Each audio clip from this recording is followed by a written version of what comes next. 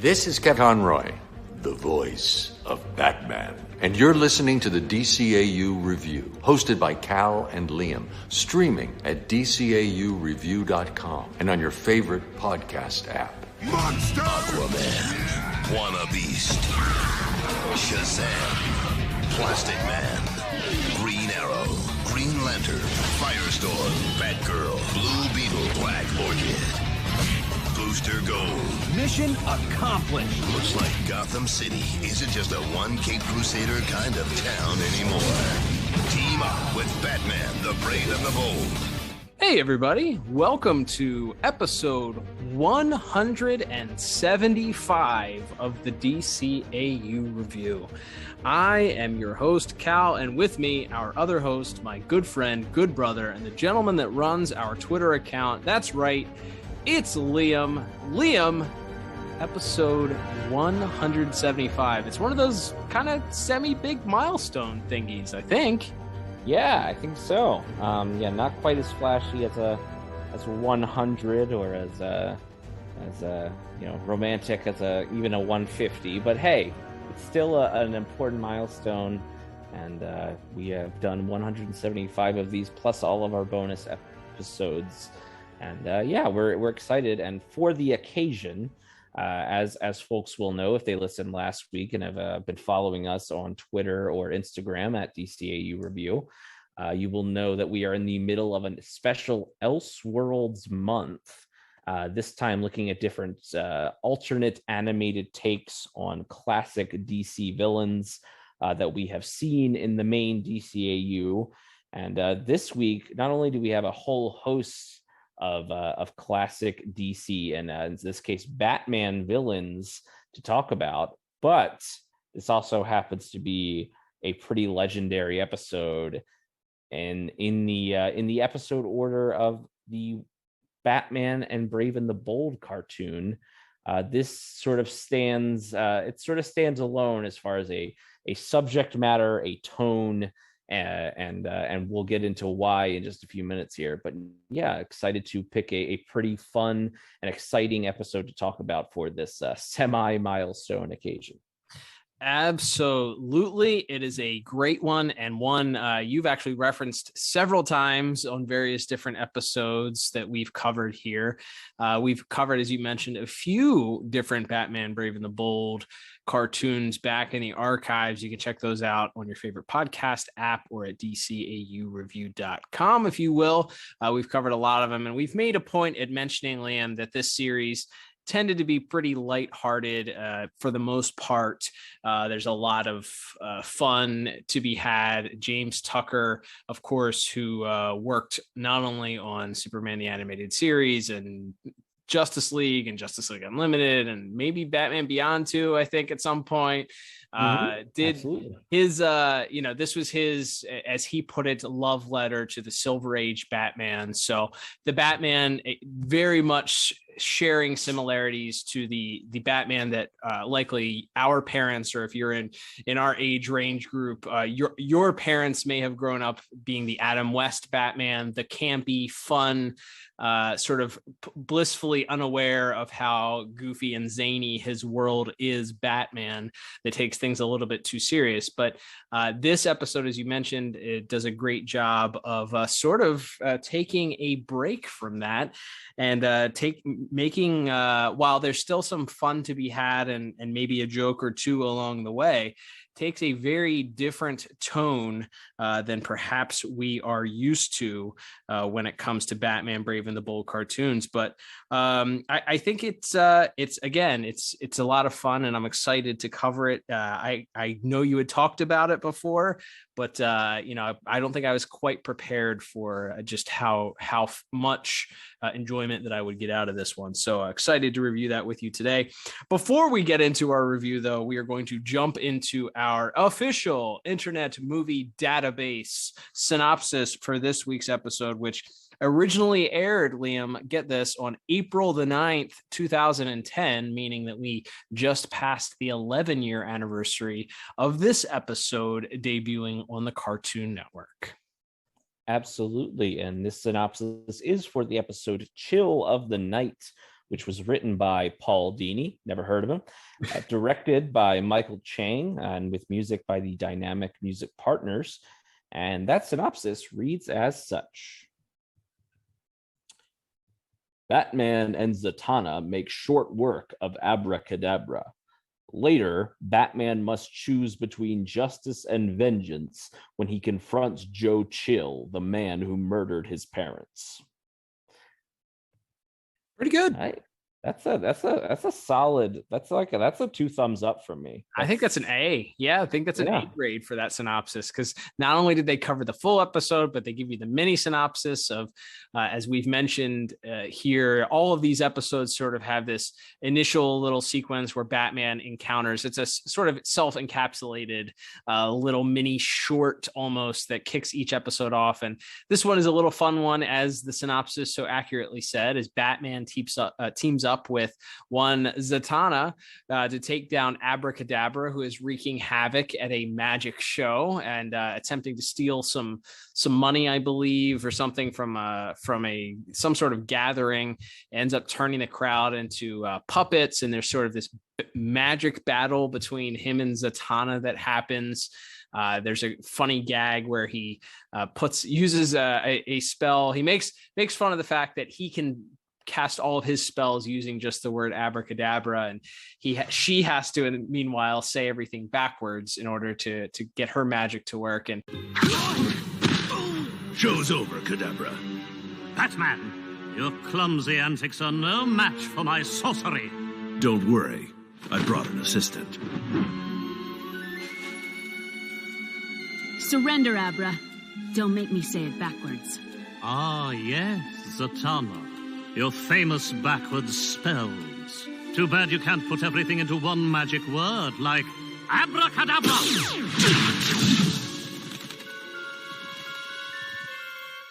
Snaik nib arbadak!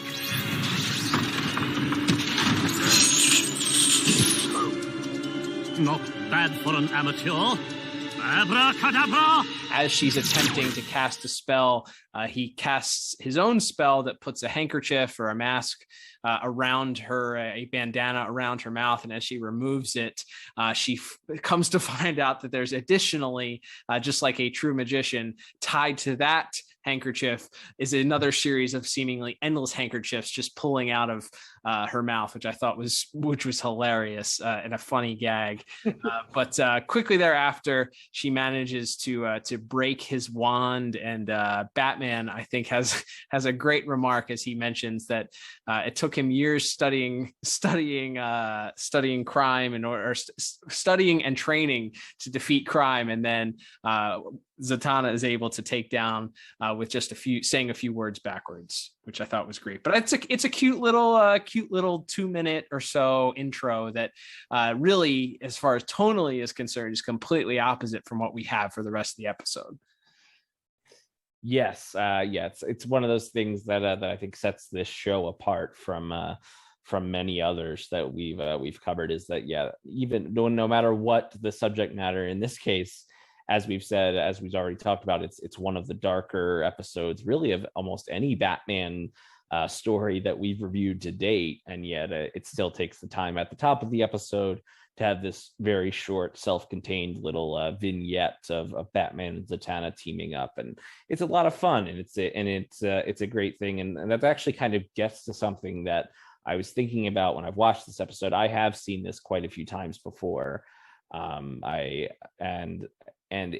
It struck me more this time perhaps than any time as we get into our plot thoughts here, that this really shows what I think is wonderful about Batman, which is the same character that's teaming up with Zatanna and Aquaman and fighting gorillas and aliens and doing all this crazy stuff.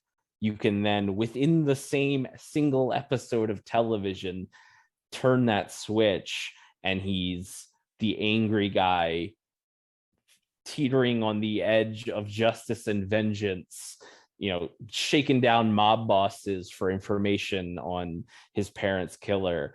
And it doesn't feel like there's anything like that. There's a stretch to that. It doesn't feel like it doesn't fit.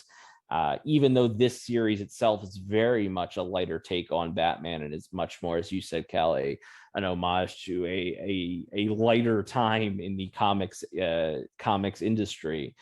It is really something to see how you can go from that fun opening, colorful, super silly and fun opening vignette right into where we pick up the main episode after the title sequence, which is a dying mobster in his hospital bed is speaking to a reverend who is seemingly giving him his last rites.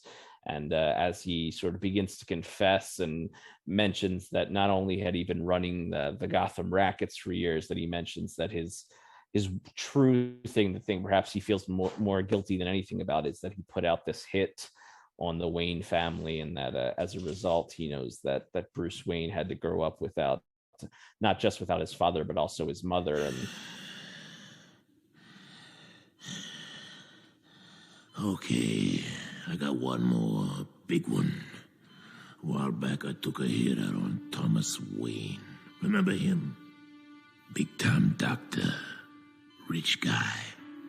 Did a stint in Blackgate because of him. Who did you hire to do it? It went all wrong, though. The guy got antsy or something. Wound up offing Wayne's wife, too. Who was it? I mean, yeah, Wayne had it coming, but I'm no monster.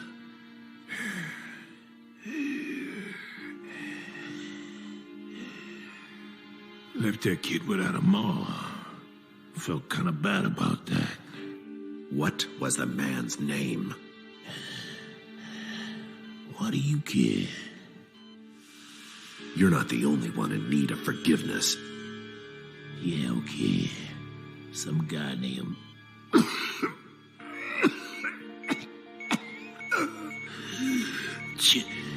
Chill. As the Reverend sort of continually presses him for the name of the killer, the mobster, this Lou Moxon, dies, just uttering the word chill, and we sort of quickly are made to realize that this is in fact Batman in disguise. And we also and that also sort of leads into this interesting intro that we get, or it might actually happen before that scene, but where we see very much straight out of the Bob King penciled classic Batman origin, where he's lifting the weights, and we see him with the lab coat and the chemicals in the test tube, and as the child vowing, swearing on the souls of his parents that he will bring criminals to justice, and it leads to sort of what is the major framing device of this episode, which is Evelyn the Angel on the shoulders being represented by the Phantom Stranger and the Spectre. Yeah, it's we continue throughout here as we see that, this whole episode is set up because there's sort of a wager being made between these two characters, and we'll get into as we get into our voice actors later on, but there's so many voices that if you've watched any DC show, you're going to recognize quite a few of the actors and actresses in this episode, and not just from watching Batman Brave and the Bold either. I'm talking about DCAU voices that are quite recognizable. So we see the Spectre and the Phantom Stranger making this bet, and as you mentioned, it's sort of an angel versus devil, or God versus Satan, or whatever deity versus evil, holy deity versus evil deity comparison that you want to make. But it's sort of this bet being made as Phantom Stranger sees Batman as this compassionate, loving, giving hero, while the Spectre sees them as this agent of justice and vengeance, and he's going to deliver exactly what is owed. And they both sort of have this notion that Batman is coming up to his most important hour of his life, and he's about to experience something that is going to cause him to sort of make this choice between being this agent for good and side with a Phantom Stranger's side, or this agent of vengeance and be a callous, hardened heart that is bringing justice without any sort of mercy via the Spectre's view. So we see this wager placed here between the two of these two characters. And justice. What is justice without vengeance, Phantom Stranger? Simply a slap on the wrist and an invitation for evil to continue, unabated. What would you have, Spectre? Batman to become like you? Dispensing punishment without mercy? Growing just as dark as the villains he fights? You know the reason for this meeting. Batman's darkest hour is at hand. Soon he will confront the man who took his parents from him. Then the final stroke will be delivered for vengeance. For the sake of his soul, I hope you're wrong. Batman must uphold justice. I put it to a wager. Interesting.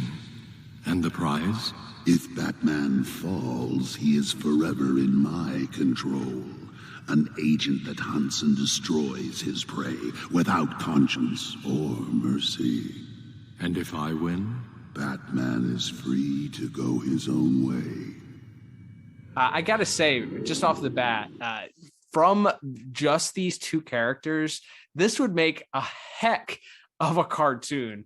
These characters sort of having this dynamic between the two of them, this relationship, this sort of opposite ends of the spectrum type of view on what it means to be a hero, or what justice looks like, or what what being a true agent of good looks like. And because really the Spectre, even though he's played up sort of as the devil or the evil side of here, he is still talking about Batman bringing justice to this killer. It's just with this sort of like lack of mercy or caring, or any taking justice into his own hands, as opposed to the right noble thing of turning him over to the authorities, or showing him some mercy in this case. But they both sort of allude to this experience that Batman is about to have, and that's sort of what we lead to here as Phantom Stranger ultimately sort of makes the first move here, and giving Batman the opportunity, as he's doing this research to figure out who Chill could be, and he gives Batman the opportunity to actually a very special moment for him, as he gets to interact with his father in a scenario where he's told that nothing he does will change the outcome of his parents' lives, but Batman himself gets to interact directly at this charity ball, and we'll talk about it in visuals, but some more fun being had here with the visuals, as well as he's introduced as not Matches Malone, but Matthew Malone, I believe he introduces himself as in this full Batman costume, giving him a reason to be in costume alongside his dad and his mom at this charity ball. I haven't seen them since. I know. That night. Know that as a visitor to this temporal plane, there is nothing you can do that will alter their unfortunate fates. I remember that costume of his. It must have been in the back of my mind when I designed this one. It seems your creativity has not gone unnoticed. And here I thought I was going to be one of a kind. I guess great minds think alike, Mr. Malone. Matthew Malone. Thomas Wayne. This is my wife, Martha. Oh, you're friendly, aren't you? Yeah, so I should mention here that a lot of this episode is taken from really two comics. One is Batman number 47, which was written by Bill Finger and drawn by Bob Kane, and also sort of followed up on and expanded in a book called Untold Legend of Batman by Len Wein and John Byrne. And it's sort of some of the scenes are sort of taken right out of it, but both of them involve Bruce confronting his killer, as his parents' killer, and sort of dealing with the choice of whether or not to take vengeance or to turn him over to the authorities. And it also the Untold Legend of Batman version also features quite a bit of focus on this bat costume that Bruce's father had worn once before at a Halloween gathering, and we see that here as this costume party is. Batman is able to sort of fit in this costume, and as you said, he has this really touching interaction with both his father, and then he sort of begins to be introduced to Martha Wayne, his mom, and he just doesn't say anything, and he just holds her and he just hugs her, and it's just so beautiful and heartbreaking, and it leads to sort of the reason that they're there, which is this turns out to be the night that sort of set off the domino effect that would result in the Wayne's death, in that Lou Moxon and some of his other cronies attempt to rob this charity ball, and Batman and his father Thomas sort of fight side by side to fight off the thugs. And as one of the thugs takes Martha hostage, Batman looks at him and realizes that the eyes are the same as the eyes he saw in the alley the night his parents were killed, and so he has that taste of it as Batman and his father are able to sort of team up to defeat the thugs, and Moxon ends up being arrested, and that's sort of where the scene ends, as Batman sort of runs out of the room and out of this memory, out of this memory that he was having, or that he was given by the Phantom Stranger, and he now sort of has some idea, but he's still not quite sure where to go. But before really anything else can happen, the Spectre steps in and transfers him to another point in history where he witnesses Joe Chill go to Moxon in prison, and Moxon sort of threatening his life and telling him that it's his fault that the job went bad, and that Chill's going to be in trouble when Moxon gets out. So Chill promises that he's going to make it right, and that he's going to not only make Thomas Wayne pay, but to make his whole family pay. And that sort of lead, and Moxon very casually tells him to make it look like an accident. It's something like, again, as silly as the start of the show was, then we get a scene that's like out of Goodfellas or something, like we get or The Godfather or something, and we see the rage really begin to bubble up from this undercurrent throughout the whole episode. Really in this scene, as Batman sees how callously both Moxon and Chill sort of just decided that Thomas Wayne would die, and he asks the Spectre, where was justice then? And that sort of leads the Spectre to send him back to the Batcave as Batman sort of begins to put the final pieces of the puzzle together. So once this happens, and we are flashed back to the cave, Batman is able to track Chill down at who is apparently now in charge of supplying Gotham's rogues with various weapons, and he's gathered a large group of them, including Two-Face and Joker and Poison Ivy, Penguin, Mr. Freeze, the Mad Hatter, several that we'll talk about in the actual, and Solomon Grundy too, who could forget. Are all in this warehouse watching this weapons demonstration, and Batman breaks in, and after dealing with some of the rogues and sort of distracting them, recognizes Chill and chases them to a sequestered part of this warehouse that they're in.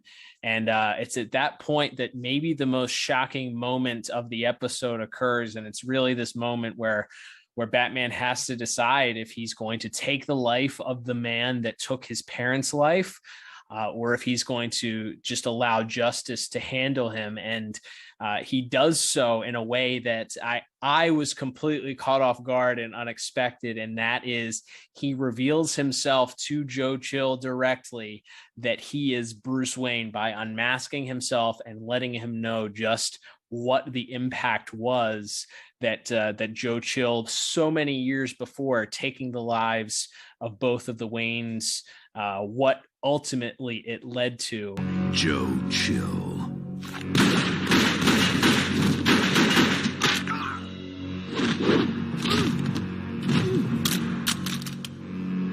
You were the slinking coward who murdered Thomas and Martha Wayne. That was a lifetime ago. Yes, my lifetime. You took them without mercy or regret and in cold blood, Jill. How do you know this? How could you possibly? I know because I watched it happen. I know because I am the son of the man you murdered. I am Bruce Wayne. No. Oh, no. And it's such a beautiful little sequence because Joe Chill has this realization and then disbelief and this utter terror in that moment, and realizing that he is solely responsible for the creation of the menace to Gotham's underbelly at that point, that his one choice. And it's interesting because they talk about earlier, as the mob boss is giving this deathbed confession, he mentions that he didn't put a hit out on both of the Wayne parents. It was only on Thomas Wayne, and that it was Joe Chill's choice to take the life of Martha.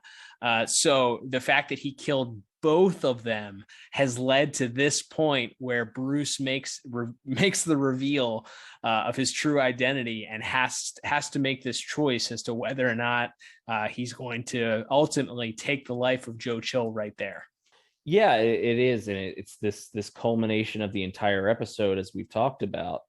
It's this dramatic moment, and it really gets to the heart of, I think, maybe a larger debate. We've sort of touched on it in certain episodes of our regular Batman the Animated Series reviews before. I think in light of the very hard edge, more akin to a Frank Miller style Batman that we have seen on the big screen in the last few years.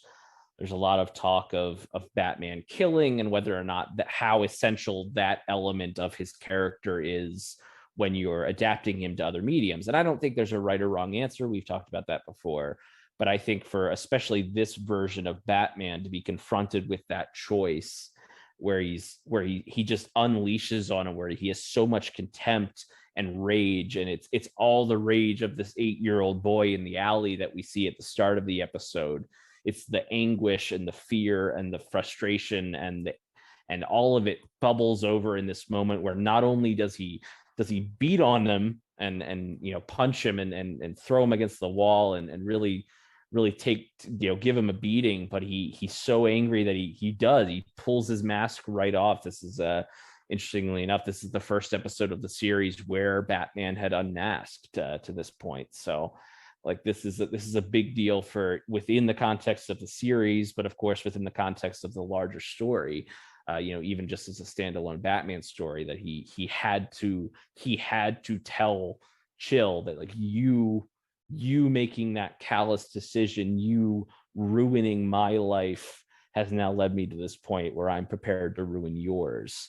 And it's so dramatic and Shakespearean in that way, and it leads to this moment where, as we said, it's almost literally the devil and the angel on the shoulders as he's begin to beat on Joe Chill some more, and the Phantom Stranger appears next to him and tells him, that he's beaten and that it's time to let the devotion to justice take over.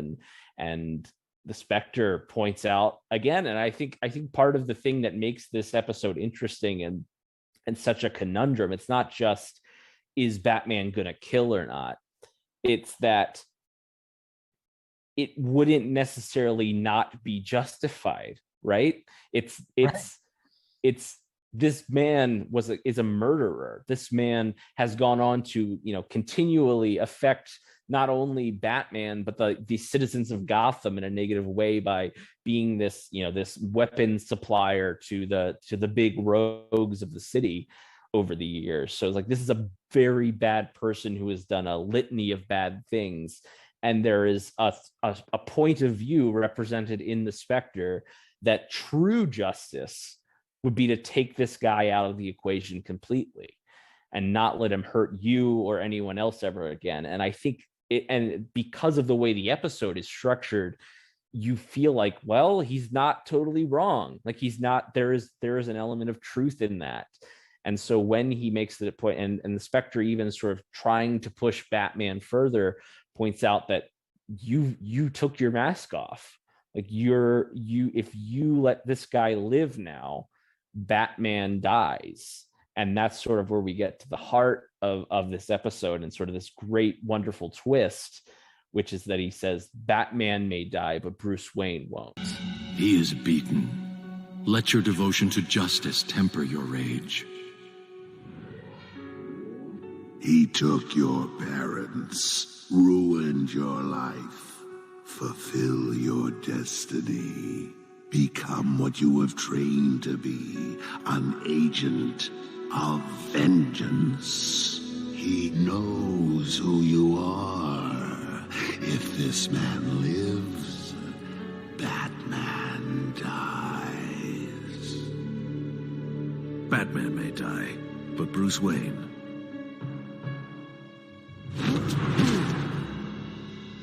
never. Yeah. And he lets Chill go. Chill runs outside, and again in pages that are pretty much taken straight from the original Bob Kane and Bill Finger story.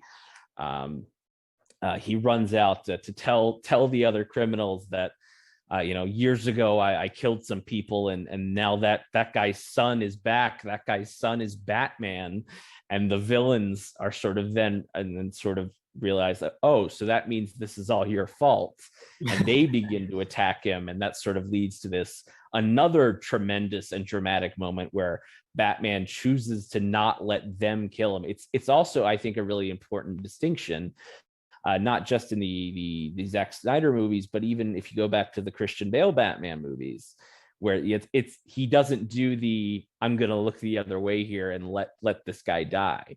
He makes the choice. Not only does Joe Chill not die by his hand, but he refuses to let him die by these villains' hand either.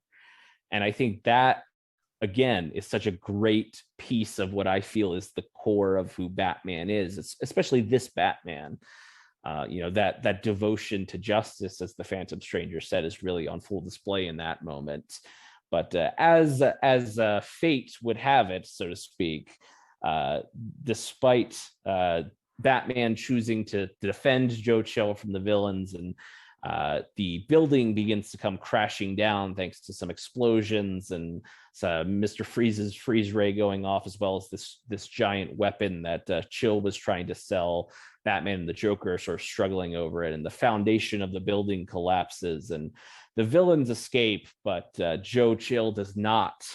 And we actually see what has to be a very small handful of on-screen deaths that have ever occurred on a DC children's cartoon. Yeah, this episode featured a lot of deaths, because we get the sequence of the Wayne murders also taking place. I was, for a show that generally I would assume was rated TVY7 for Batman Brave and the Bold, because there's no way this was a TV-14 show or a TVG, I don't know. But for the TV rating system here in America, TVY7, 7 and under generally, or I guess 7 and up generally is the target audience. It's a children's audience that it's geared towards. There are 3 very obvious deaths in this, and yes, it's Batman's parents. Everybody knows the story, but it's gun violence shown on screen. Essentially, you see the gun going off, you see the parents hitting the ground and hear their screams. It's very shocking. And then this way of Joe Chill, you don't get the stay alive groan, you don't get the him just kind of closing his eyes, or maybe the debris falling on him and you not seeing. There's a very, very obvious, clear moment where he gives his last breath as he is sort of, under this collapsed roof. And it's sort of ironic that this is the way that this character ends up dying. There is some dialogue that happens afterwards between Phantom Stranger and the Spectre, as Phantom Stranger is sort of gloating over his victory, but happens to mention that Joe Chill it was very, very odd that he just happened to be under that collapsed building at that period, that space and time, and the Spectre very, very clearly is claiming ignorance there as he smiles sort of slyly, saying he has no idea how that could have happened. So in the end, the Spectre was able to serve justice through his own means, not using Batman as a pawn. But that's sort of kind of how we end things there. Is Batman in the Batcave actually has the costume that his father was wearing at the costume ball that they got to interact, and he puts it literally in a case and says, "This case is now closed." And it's a pretty fun pun to end the episode. But lots of great things here, Liam, as we begin to kind of give our scores here as far as the plot is concerned. Again, I think looking at the deviation from the normal tone and plots and sort of Saturday morning kids cartoon fun that Batman Brave and the Bold tends to be, this did not feel all that alien from a DCAU Batman cartoon. Maybe a joke here or two seemed a little out of place, but tonally, in a few minutes, we'll talk about music and the voice actors, but all of that combined made this with a great story that driven by, this tension of whether or not Batman's going to give into this rage and this righteous anger that he holds against the killer of his parents, something that we didn't really ever get to see or explore in the DCAU when it came to Batman's origins or figuring out who killed his parents. That was sort of left a mystery and left alone. So the fact that this was handled with such seriousness and such intentionality as far as making this a story to remember, and bravo for the writers, putting together this episode. Paul Dini, shocking. That guy might have a future in writing some Batman stories. What do you think? Maybe. I think that it's not a shock that a story written by Paul Dini is able to toe that line between a little bit of humor, but then ultimately coming up with such a serious plot, and certainly pulling from source material that had this story written originally. But man, to see it on the screen and in animation and adapting it to a 22-minute cartoon, so good. I felt I had no choice but to give this a perfect 10 out of 10 as far as plot is concerned. What about you? Very nice. Yeah, I had the exact same score, of course, a perfect 10 out of 10. And the way that, like I said, these essential elements are in that original Bob Kane and Bill Finger story, but to put it into the context of this show by having these other DC characters, as is the premise of every episode, it's Batman teaming up with a different DC hero. And to have two DC heroes, two much lesser explored heroes when it comes to animation as well, at the Phantom Stranger and Spectre, having them show up in this issue as in this episode, and have them sort of be the narrators for a lot of this. And it really gets back to kind of what I was saying at the start, which is that it is one of those great things about Batman, and I think a lot of comic book characters, but especially Batman, where you can go straight from him fighting Starro the Conqueror or Gorilla Grodd or Abracadabra in this very episode's case, right into a story of vengeful Batman, working a case as a detective and dealing with his own urges to want to seek out vengeance instead of justice, and having so putting all of those elements and still wrapping it up in this this Batman Brave and the Bold format, bringing all of those elements together. And as we'll talk about again, we've left out some of the specifics, but this episode is really an homage to several eras and versions of Batman, and to have that represented even within this episode, I think is so great from a story standpoint. So no choice, I think, but to give this one a perfect score. Absolutely. All right, Liam, let's move on to visual and animation for this week. So we talked about it, lots of striking imagery here, as we said, some death occurring on screen. This is a fun style. We've talked about that a lot, just the way that this is animated and the way that the characters look, certainly familiar at times, even at the beginning here, looking at Zatanna at the beginning, very much similar to a look that we are familiar with in the DCAU, in her classic sort of fishnets and blue and white, and the general look that we've come to expect from seeing her on screen.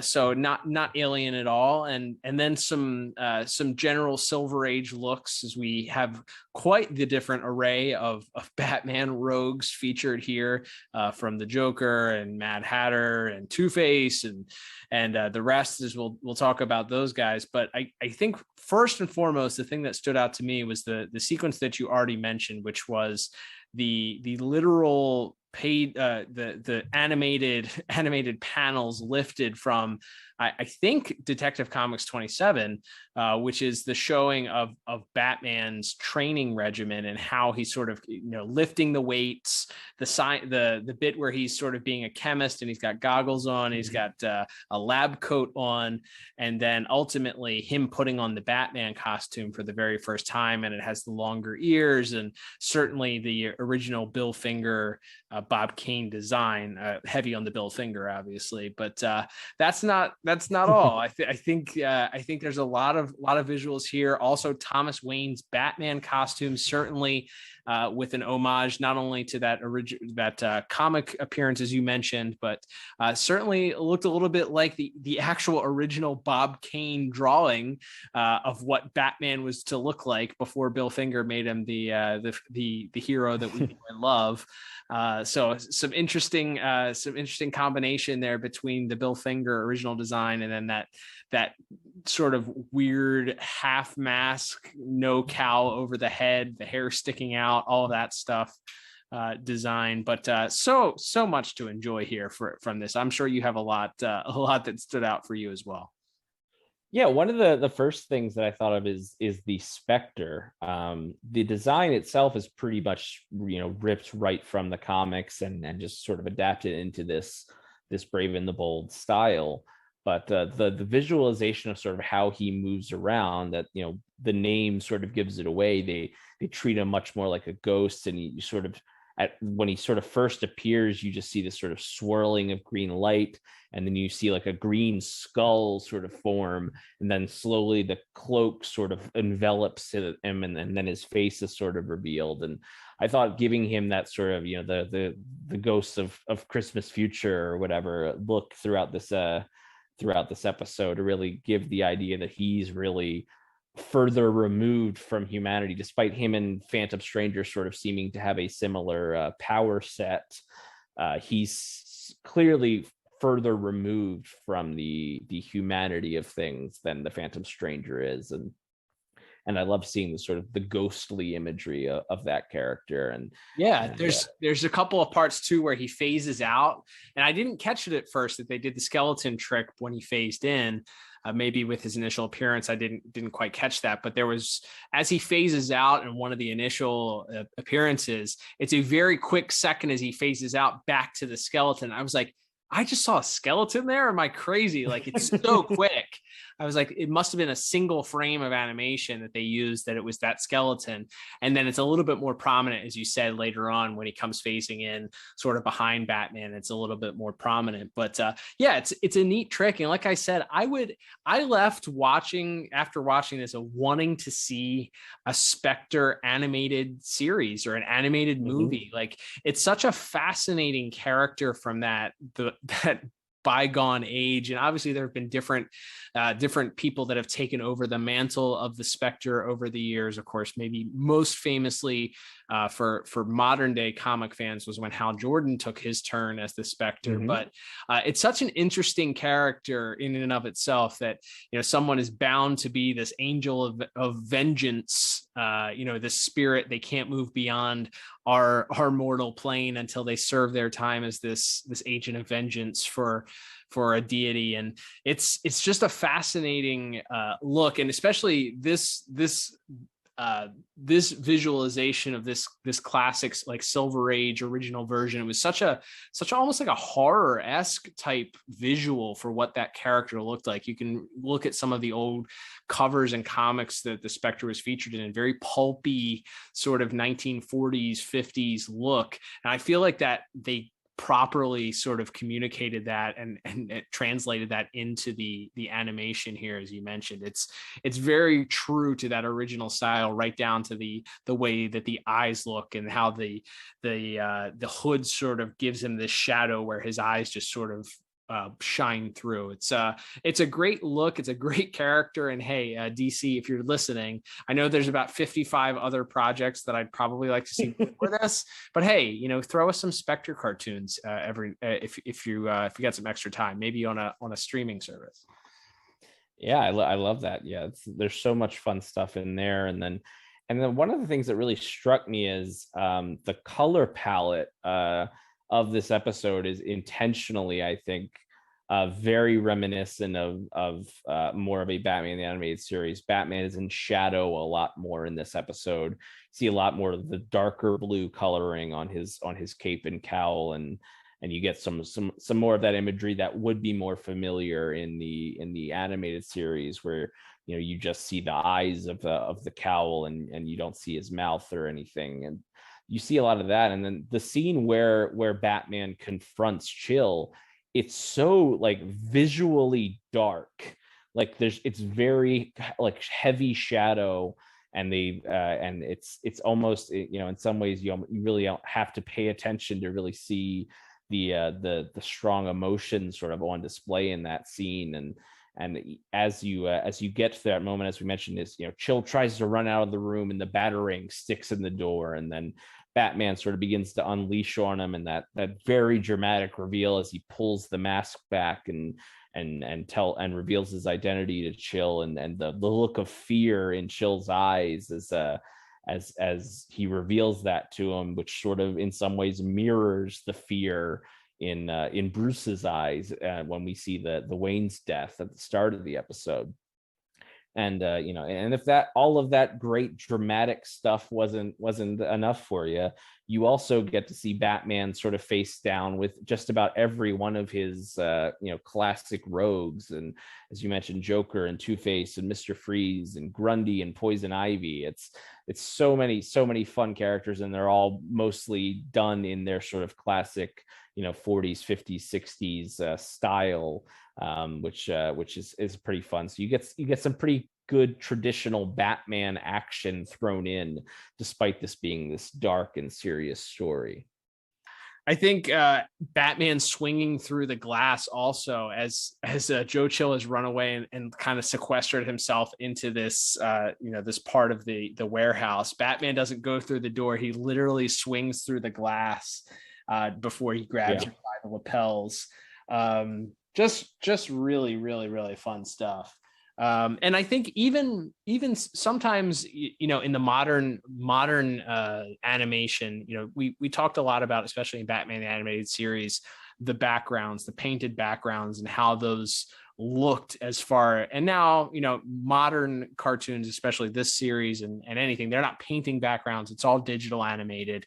Typically it's going to be a part or look very similar to the animation that you see that's moving, as opposed to sort of those painted backgrounds that were very, very much so in the background. But I thought that the choice for what the background that they did for when the Phantom Stranger and the Spectre are interacting, it's sort of this, they're obviously talking on a different plane of sorts, Mhm. a celestial plane of some kind. And it's this purple background that sort of waves behind them and sort of morphs a little bit. And you can't really tell. It's not space. If it had been pitch black, you would think it was space, but it sort of swirls and moves, just kind of gives you the idea that it's in an alternate dimension, which obviously is where this is taking place. This conversation is happening between these two.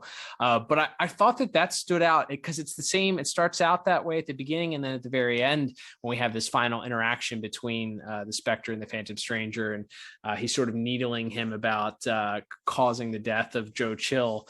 There's, it sort of adds to that idea that this is taking place outside of the current time and space of the normal Batman, the Brave and the Bold universe. So just little details like that, along with all the other things that we mentioned, I think were the real standouts. And this is a show, once you get into it and once you really, it feels so familiar. We've talked about that before. Guys have square jaws, big barrel chests.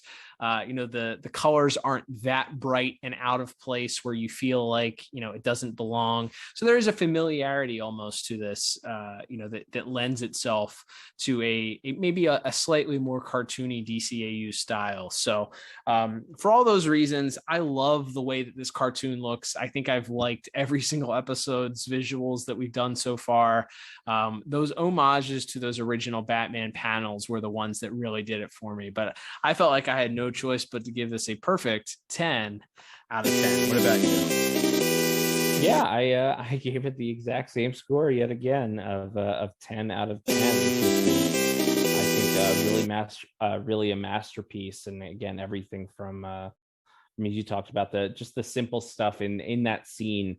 In the first moment, we see these scales, the scales of justice, literally represented as we see Batman and a lot of the other heroes in the side of justice, and a lot of the villains that we've seen him fight over the series in the other tray there representing vengeance. And we see those the scales sort of begin to tip one way or the other as Spectre and Phantom Stranger talk throughout the episode. And then finally, when Batman chooses not to deliver that final blow, and the scales finally tip further towards justice as the wager between these two characters is finally resolved. And just that final bit there is as the Phantom Stranger remarks how strange it is that this building would collapse and that Chill just happened to be standing under it, and the Spectre sort of claims ignorance, as it were, and we sort of get this slow zoom in and on his eye, and as it zooms into the eye fully, we see that green skull once again. And Batman made the right choice. Ultimately, it was karma that delivered the final blow to Joe Chill. Funny how Chill just happened to be under that crumbling ceiling when it came down. I wouldn't know anything about that. And then, even the very final shot of Batman putting the old Thomas Wayne bat suit on display and closing the case, and you see his reflection in the case glass is really tremendous. It's a really sort of sweet, quiet moment to go out to after this really dramatic and bombastic adventure he's been on. So yeah, it's overall, I think this is another pretty easy 10. Yeah, absolutely. All right, Liam, let's move on to our music for this week's episode, which, correct me if I'm wrong, the Dynamic Music Partners, I believe, are created, or the three of them. Yeah, I guess this is prior to their catchy nickname, but the Dynamic Music Partners are responsible for this week's music. What did you have as far as notes were concerned? Yeah, it's interesting. I didn't have a ton of specific, again, we talk about a theme you can hum throughout the episode, other than perhaps the opening title sequence, which we've talked about before. But what stood out to me is that what I've noticed with a lot of the Brave and the Bold episodes is that the music, it's a lot of horns. Mm-hmm. And there's a lot of that, and that kind of goes on the back burner in this episode. And in the previous episodes, there's a lot of trumpet, a lot of trombone, and kind of like congas and other sort of really fast-paced hand percussion. And we don't necessarily have a lot of that. It's scored, I think, a lot more traditionally like a Batman the Animated Series, in that there's a heavy reliance on strings, certainly in that opening sequence. It's very tense, and I think the music adds a lot to that as the Waynes are walking down the alley, and we kind of all know what's going to happen, but we're waiting for the shoe to drop, and as it comes to that crescendo as the gun is fired, and then later on there is I noticed what I think was a flute or some other sort of light sort of whistle horn instrument played, I think, when Bruce is meeting his parents, and specifically when he embraces his mom. It's very light and simple, but yeah, I think what I noticed more than anything with the music is that whatever was going on, whether it was those lighter moments or when it comes to sort of the more dramatic moments of the episode, it felt like the music, while it wasn't overbearing, it was sort of always trying to add to that tension or the emotion of the scene. Yeah, I think that absolutely was the point of this. And it's funny that you mentioned that, because that was the first thing that I noticed, not only in the scene where Bruce is disguised as the priest. It's just background music. And again, tonally, this episode takes a completely different turn than what we're used to. We've already established that. There's a lot of fun and quipping and, usually some zaniness happening, and, characters being over the top evil. And, there's music that accompanies their absurd capers that they're doing that Batman has to foil. So it typically makes sense that there's these faster, lighter, more fun sounding soundtrack that accompanies it. So for this one to be so serious, you can't have those. That would completely undermine the entire episode if you have conga drums playing behind, Batman watching his parents murdered in front of him. Like that's completely absurd. So yeah, they had to adapt this, I think, in a lot of ways in order to match the tone for what the entire episode was. And, you can't take that for granted, because not only that, it's not always the case that you have people that are talented enough to match what's happening or story-wise, or be able to come up with pieces that match and sort of go along with what's happening on screen, especially to change up in a series where you're used to having so much fun and a light airiness about what the music that you're composing. So to switch that completely, you kind of have to have people that are kind of good at what they do. And obviously the Dynamic Music Partners are the best of the best. That's why they're still making music for so many DC projects today, and continue to be called upon to do various things. And I wouldn't be so surprised if we see them do work perhaps on an upcoming Bruce Timm animated series, perhaps. I think that would be a shock to me if they weren't at least used in part for some of that series. But yeah, for them to switch things up here, and for them to be able to make the scenes, again, there wasn't an impactful Batman, it's hard because the Batman Brave and the Bold theme song is that light poppy sort of homage to the 60s Batman with jazz horns and, as you mentioned, the percussion.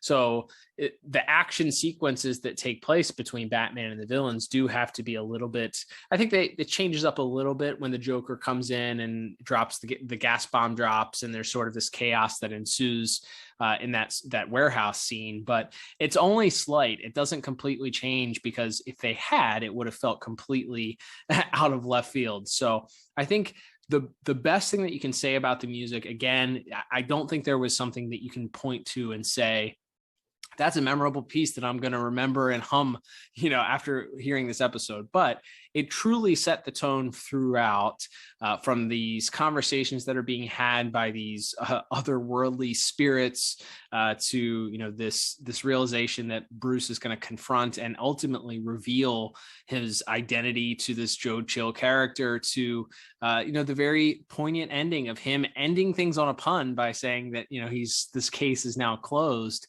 It's all done really well from start to finish. I think I couldn't give it a perfect score just because, again, I didn't think there was anything that particularly stood out, but I think looking at all of those things, it makes a lot of sense to give it a strong score, which is why I ended up giving a strong 8 out of 10. What about you? Yeah, I went just a tick higher. I went 9 out of 10. I think it's really good. And like I said, I think it adds to a lot of the scenes that need it. But yeah, it doesn't necessarily have that overpowering, super memorable moment for me where it's like, yep, I'm gonna remember that specific moment in the music forever. So great job. Obviously an 8 and a 9 are hardly anything to sneeze at in our scoring system here, but yeah, just a really, really good job all around, and allowing what we've already talked about, the story, the visuals, and as we'll be talking about in a moment, the voice acting. The music sort of takes a back seat, but that doesn't make it any less integral to the story. Absolutely. All right, Liam, let's move to our final category. We are well on our way here to a potential top pick. We'll have to see how this pans out here as we get to our final category of voice acting. As I sort of alluded to from the start here, boy, howdy, do we have quite a few voices that you're bound to recognize, even if you don't know their names. From the time that they begin delivering dialogue, you're probably going to recognize them. Including one of probably the coolest things to happen, having multiple Batmen be voices on this week's episode. Let's get into this week's voice actors, shall we? Yeah, this is an incredible cast. I'll talk about a little bit. Just even in some of the bit roles of the episode, we do briefly have Jeff Glenn Bennett as playing both Abracadabra and, of course, the Joker. He's one of the only the villains who speaks in the episode, as far as the main Batman Rogues Gallery. But we have him here. We have Jennifer Hale playing Zatanna, who, of course, played Zatanna on JLU, as well as Killer Frost and Giganta. And she also voices Poison Ivy in this episode. Speaking of the DCAU, Richard Mall, playing not only Lou Moxon, but he does get one line as Two-Face in the episode, of course, having played that character / Harvey Dent in the Batman the Animated Series. It was really cool to see them not only bring him back, but also to have him get at least one line. They were able to sort of organically work Two-Face into the story so that he could reprise that role, however brief it is a pretty cool moment. Yeah, we have a... Sorry. Yeah, I think it was a pleasant surprise, especially because his delivery on this deathbed as this dying mobster it's just Two-Face. Like, it is straight up just Two-Face's voice. And it's really one of the first voices that you hear in the episode outside of our otherworldly spirits, and not counting the initial opening sequence with Batman, Zatanna, and Abracadabra. But it was such a pleasant surprise, because that's such a huge, important voice for, of course, not only Batman the Animated Series, but the new Batman Adventures. And it was such a cool little, just like, you could have gotten anybody, honestly, to do that voice. And the fact that Andrea Romano just said, hey, let's get Richard Mall in here, and we're going to have him do the Two-Face voice for this dying mobster on his deathbed, which is funny because later on there's in the flashback scene, he doesn't sound like Two-Face when he's, he just kind of sounds like what I imagine Mr. Mall would sound like speaking regularly. He has a deep defined voice, but it's more akin to the Harvey Dent voice, I guess, than it is the Two-Face voice. So it's great that we got to not only get both of those in this episode, but also, of course, as you mentioned, him getting to reprise the role, albeit briefly, of one Two-Face himself. That's right. And as elsewhere in the voice cast, we have Peter Onorati playing Joe Chill, who, interestingly enough, actually did have a small part in Goodfellas years ago. So funny that he managed to find this role as a sort of aging mobster here. But folks might also know him from shows like 24, SWAT, and a few other of those procedural shows over the years. But he does a good job. I think his time to shine is certainly, he doesn't, playing off of Richard Mall's Moxon in that scene in the prison is pretty pretty solid. But then the scene to shine is at the end there, as he's first being this sort of swanky businessman introducing this new weapon that's gonna tear Gotham apart, and then as just this sort of blubbering mess of fear as he realizes that he in fact has created Batman, and now Batman is here to right those wrongs. He truly gets to kind of act and really show his abilities during that scene with being confronted by Batman directly, and I think he does a great job. Absolutely, and this is where we really get into the fun stuff here, which is voicing one Martha Wayne. We have Julie Newmar, of course, the original live action Catwoman from the 1960s Batman series. And again, she only has a few lines here, but it's just one of those things where, because of what this story is, it was really great that she got to be here. And not only that, but of course to be alongside playing Thomas Wayne, none other than our first Batman that we'll be talking about, and that is of course the legend that is the late Adam West. And what a stroke of brilliance, and what a fun audio Easter egg for long-term fans of this character to have Batman and Catwoman playing Thomas and Martha Wayne here. Can I be Zora when I grow up? Absolutely, son. We'll need to get you a bigger sword. Take that, you wicked tyrant! Dear. Oh, Martha, let him play. Thomas Wayne, when he has nightmares tonight, you can be the one to calm him down. Okay, that's enough for now, Bruce. We'll start you on fencing lessons when you're older.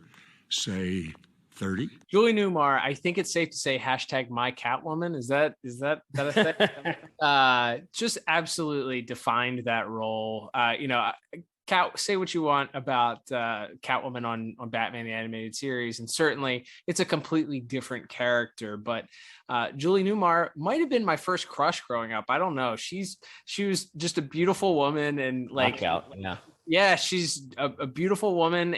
From all appearances, just a very good, kind person. Also, she has a social media account that either she or someone, I imagine someone, runs for her still, and she still seems to be pretty active. I mean, I think she's 88 years old, so she's still getting around, which is good for her. Obviously Adam West is going to get the shine, but we would be remiss not to mention that Ms. Newmar, albeit in a very small role, quite the treat for the audio Easter egg there, to have somebody who paired obviously with Adam West for good reason.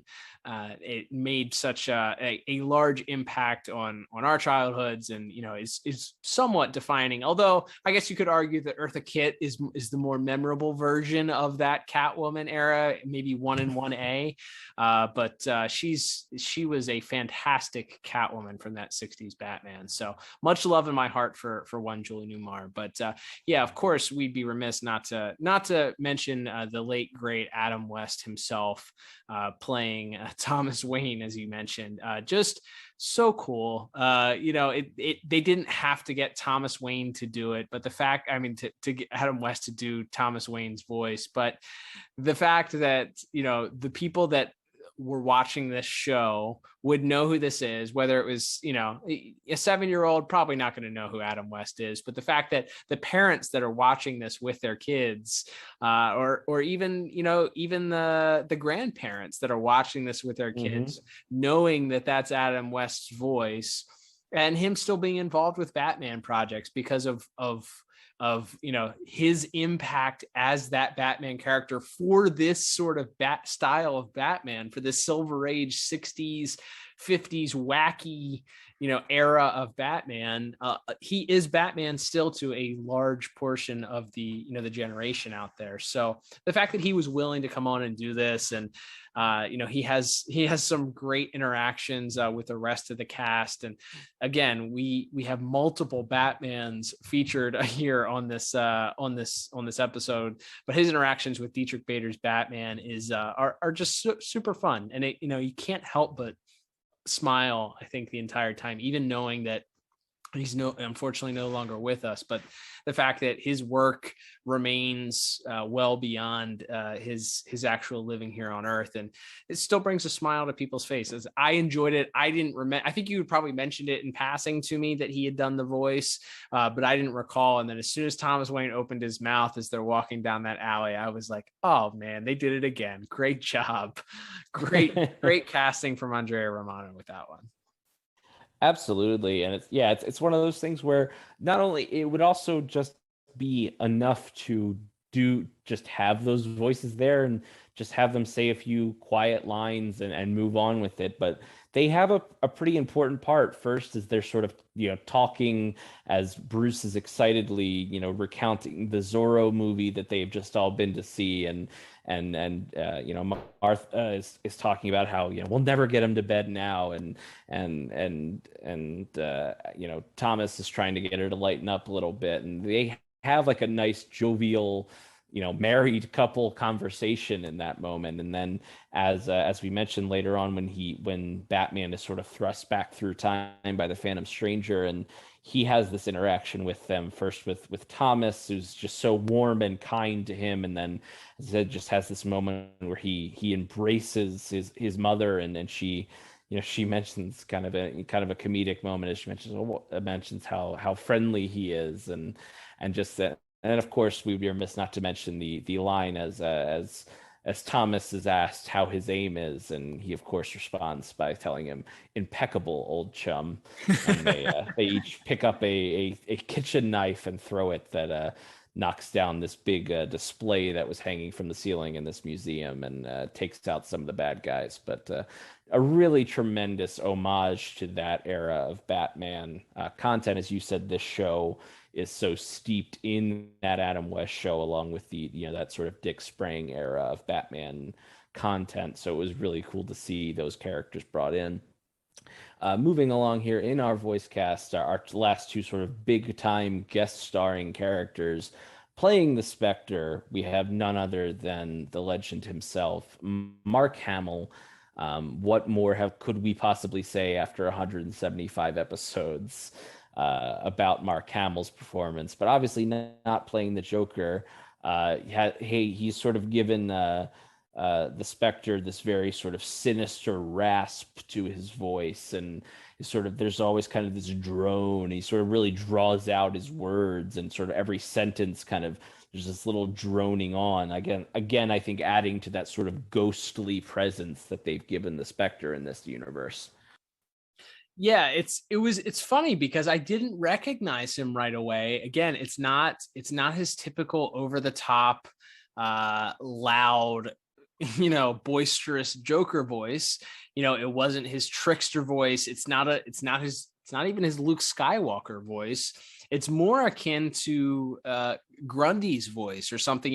It's deeper. It's he goes to a lower range, and as you mentioned, every single syllable is drawn out, and it was almost unrecognizable at the start, and then I listened a little bit more intently as he's interacting with this Phantom Stranger, who also sounded a little bit familiar to me. We'll talk about him in a second, but as he's drawing out his words, it became a little bit more clear as he gave more dialogue that it was Mark Hamill. I thought that it was especially poetic and poignant. And again, we're talking about lines that were written specifically for the characters, but it's great in that scene at the end where Bruce is standing there, and the Phantom Stranger appears over his shoulder and is appealing to him, and then right after that the Spectre appears, and they're both standing on either side of him.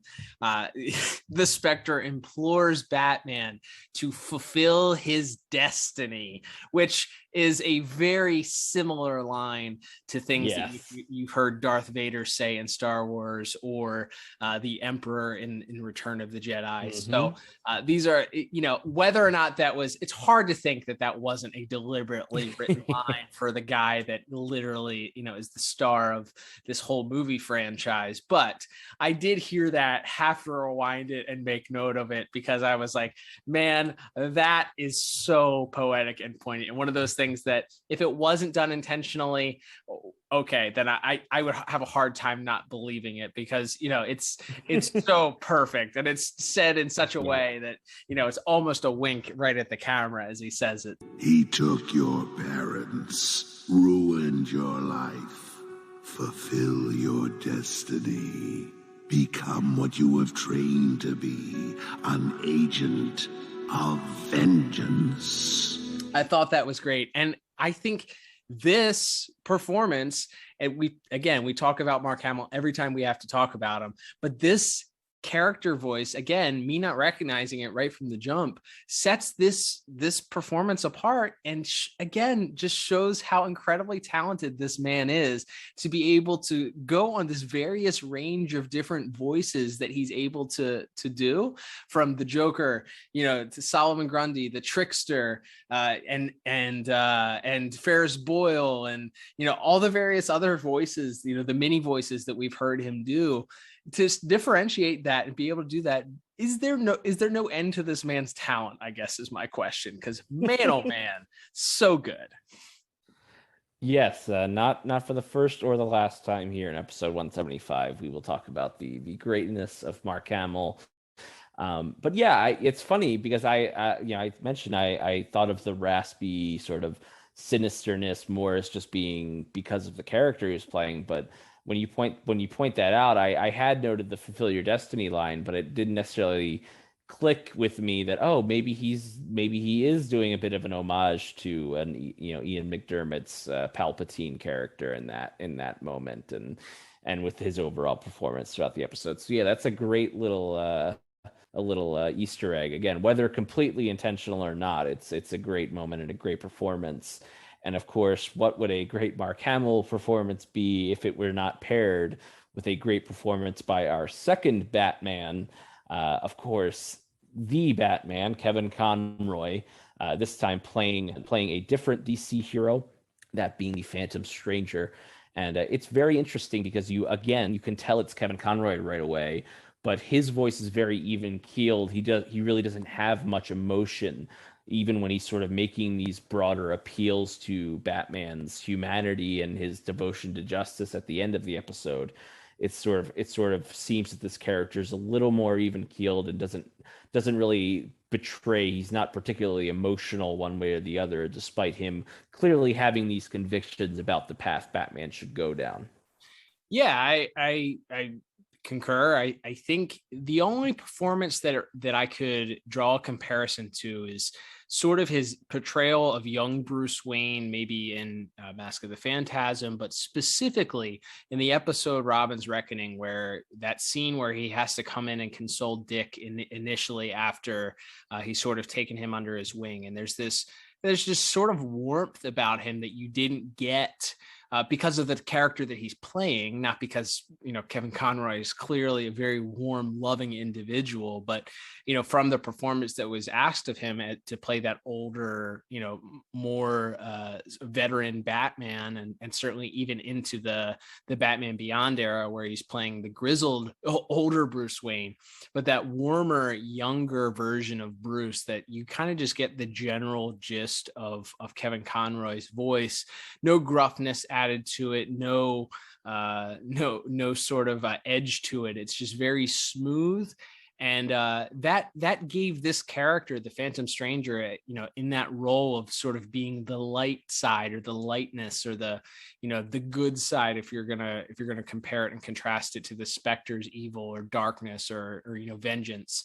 It truly gives a great juxtaposition between the two characters and sets that difference very well, because again, Mark Hamill's very, not over the top, but very dark, deep, gruff, sort of droll as he's coming through with his dialogue, and then Kevin Conroy's sort of lighter, almost weightless type of dialogue, whether it's him interacting with the Spectre or him interacting with Batman.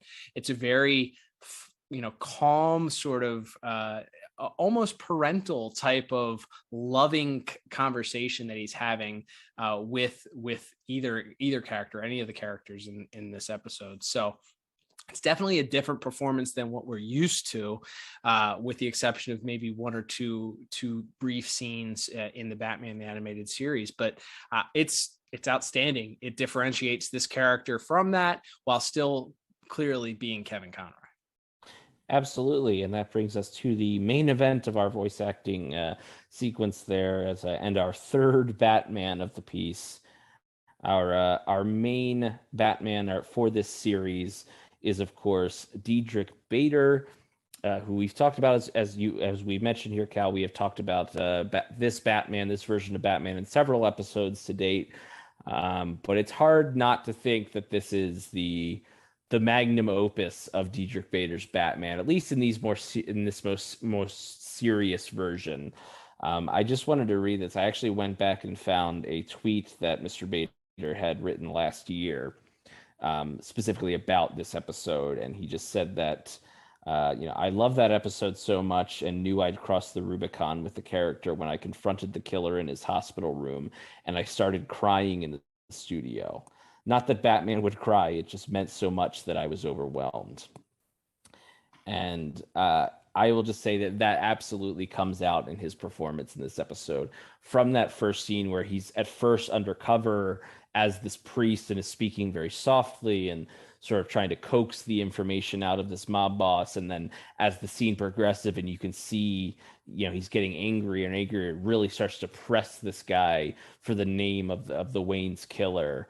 And then, at that moment, and then you flash forward to that scene where he's interacting with his parents at the party, to when he, is talking to the Spectre, asking him where was justice when Moxon signed their lives away, and then all the way through to this final scene to when he utters the line that are straight from that Bob Kane and Bill Finger comic, that I am the son of the man you murdered. And he pulls the mask off and shouts that I am Bruce Wayne. Like, it's so powerful, and I absolutely think it shows in Mr. Bader's performance how important this is. We often talk about how the hallmark of a great episode is when it feels like the character is in a different place at the end of it than they were at the start, and just the emotions that this character goes through in this episode alone. It's so dramatic, and it is a stark departure from the very over the top, and as you said, a lot of the puns and sillier stuff and some of the more fun stuff we see in this series. But it never once to me feels like it's out of place, because again, this is just as much who Batman is. Like, all of these parts equally make up Batman, and one actor is able to do the fun, silly stuff with Zatanna at the start of the episode, and then also confront his parents' murderer, and launched into this monologue about how he took them without remorse or thought. And it all works because of the performance and because of who this character is. Yeah, again, we've talked about in the prior episodes that we've reviewed, is that he's sort of the only person that takes anything that's happening on screen serious. And that's usually played for the butt of the jokes. He's just sort of unapologetically the most serious person in the room, and blissfully unaware that everything around him is so completely goofy and off the wall. But then this does not feel like it's he's the butt of the joke, and some of that certainly is the writing and the tone, but the performance that he gives here, he usually, I think, gives the performance with a sort of edge, which you can kind of showcased in that first 2-minute little short with Zatanna and Abracadabra, where he sort of he makes a quip and a one-liner, and the way that this is written from start to finish, everything is taken very seriously, from his grilling of this dying mobster that has the only lead for who his parents' killer is, all the way up to the end. Again, as he even as he closes this glass display case featuring his father's costume, it's done with such care and such sincerity, but not played for as a joke as it typically is. And I think that people love giving and obviously deservedly so giving the accolades to Kevin Conroy for being a great Batman, or people will point to Michael Keaton as being a great Batman in live action, or you have these conversations about who deserves the credit for giving great Batman performances. Unfortunately, I think because this character tends to have that lighthearted side of it, Dietrich Bader, and for him being a generally a comedic person, he plays he plays in a lot of comedies. He's Drew Carey's buddy. He's I think most recently he played like the dad on a comedy sitcom. So he's not generally a serious character. So for him to have to turn in a serious role like this and to be able to deliver, definitely speaks to the talent level that he has, the care that he took for this character, and just speaks to the voice directing, certainly from Andrea Romano, who we've lauded several times already on this episode, but just great. It's great. His performance also excellent. Yeah, there's just no doubt about it. He really, I think this stands up there with any great performance from a Keaton or a Conroy or an Affleck or Christian Bale or any this performance and this version of Batman. It stands up there, I think, with all of those giants and sort of carved out its own niche. But yeah, here in this episode, he's also able to show that he is quite capable of playing that more vengeful and dramatic Batman in these moments as well. And again, it never feels like it's a different character. Even in the moment, there's a scene after Moxon passes away in the hospital room where some mobsters are sort of toasting to his demise and mentioning that there's never been a greater force in Gotham. And Batman enters the scene by shouting, "Well, then you've never tangled with the forces of justice."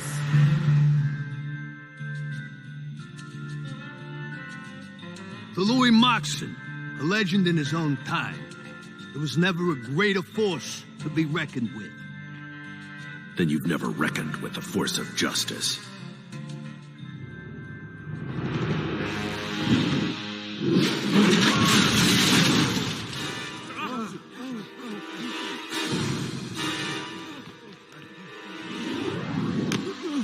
The Wayne murders, years back. That was one of Moxon's contracts. Who did he hire? Get real, Bats. Most of us were still in reform school when that happened. What I do know is that maybe Moxon ain't the only one checking out tonight. Before he, descends and beats the crap out of all these bad guys, and then dangles this guy by his necktie over a fire.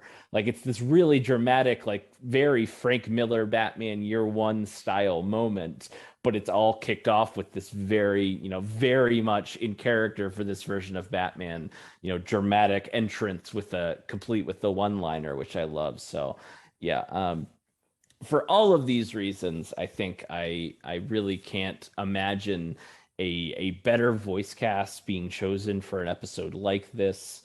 And for all those reasons, I think I had absolutely no choice but to give this another 10 out of 10.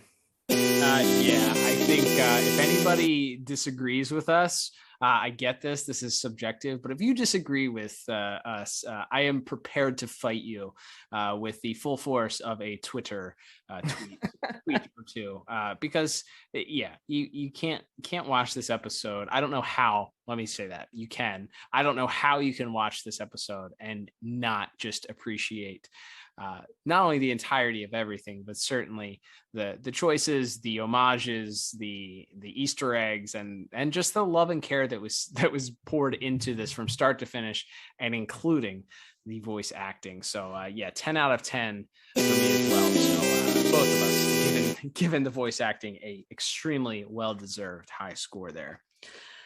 All right, Liam. Well, that will bring. Whoa.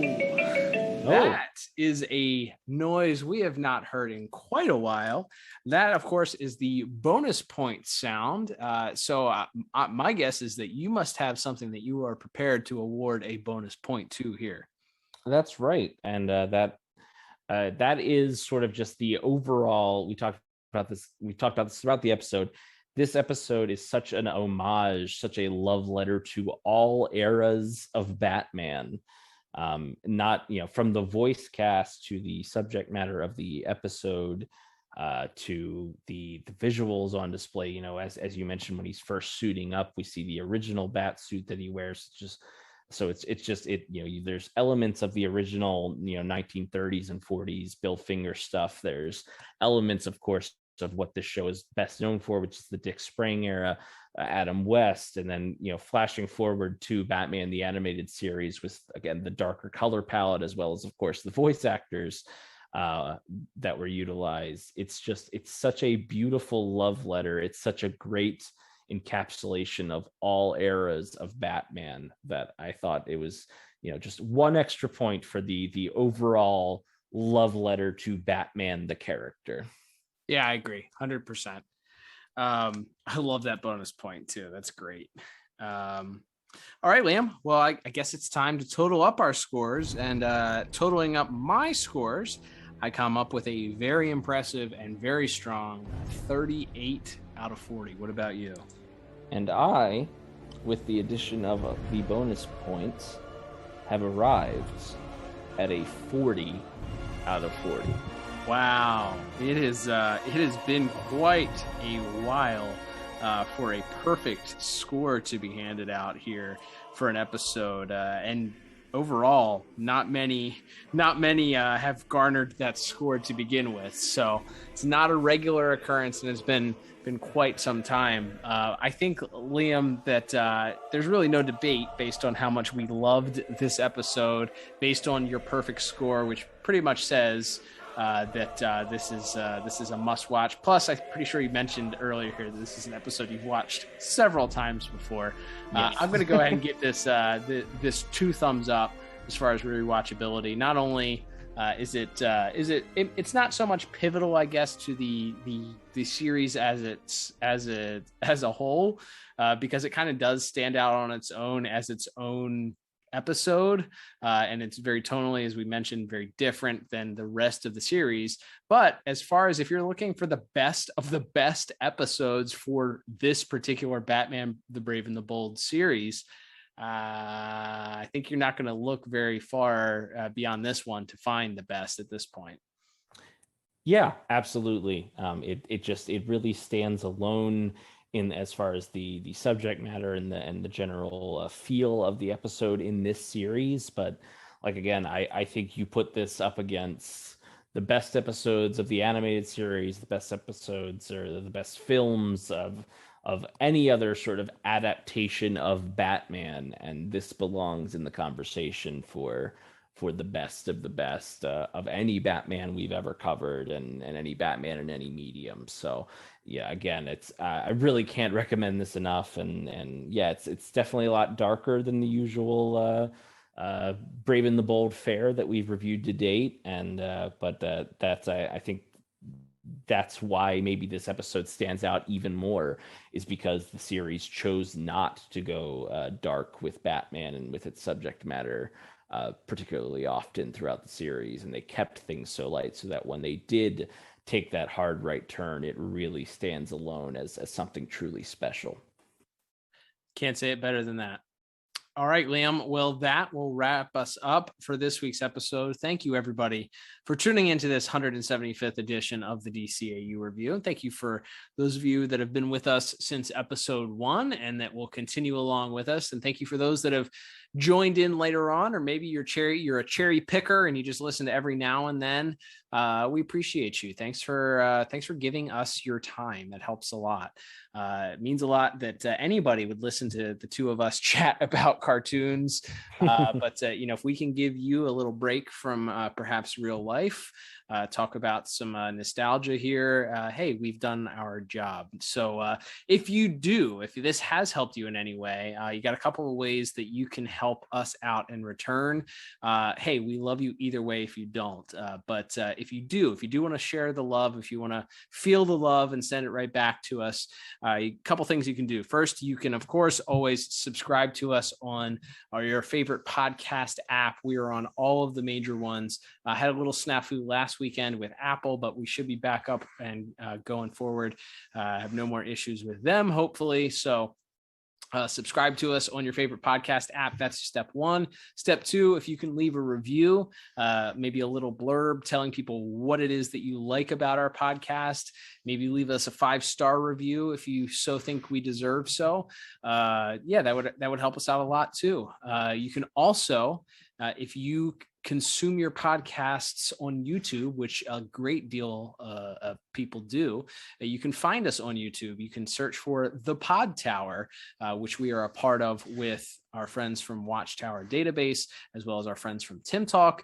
Lots of DCAU content and other fun content, actually, from those folks as well. Lots of stuff to catch there. So subscribe to that channel. That helps us out too. And guess what? None of these require you to spend any money at all. So we would greatly appreciate that. If you do have a couple dollars that you want to send our way, you could always pick yourself up a shirt or a piece of merch. Head over to DCAUreview.com, click on the shop tab. You can check things out there. We have lots of different shirts and hats and all kinds of goodies if you want to support the pod that way. And finally, Liam, people can follow us on social media. That also is a free way to support us at DCAU Review on both Twitter and Instagram. And of course, if you follow us on Twitter, you probably have seen us chatting about our Villains Elseworlds month, which we will continue with next week's episode. Liam, you want to give the good folks a little preview of what we'll be discussing next week? That is right, Cal. And as we've been talking about this theme of Elseworlds, different takes on classic DC villains we've talked about before, we have another example of that next week in a movie review we'll be doing. That is a look at an alternate version of a Suicide Squad featuring characters like Deadshot and Harley Quinn that we've certainly met before, as well as some other ones that we've seen less often, like a Captain Boomerang or a King Shark, and as well as the Joker also, of course, making an appearance. Lots of characters to be talking about, and that is, of course, when we review the movie next week, Batman Assault on Arkham. Here we go. Loosely tied into the Arkham video game series lore, I think, if I recall. Right? So if you're a fan of those games, this might be expanding some of that lore for you, if you will, or maybe you just like some direct-to-video DC content. Looking forward to checking that one out and giving you our thoughts next week. But until then, I am Cal. And I'm Liam.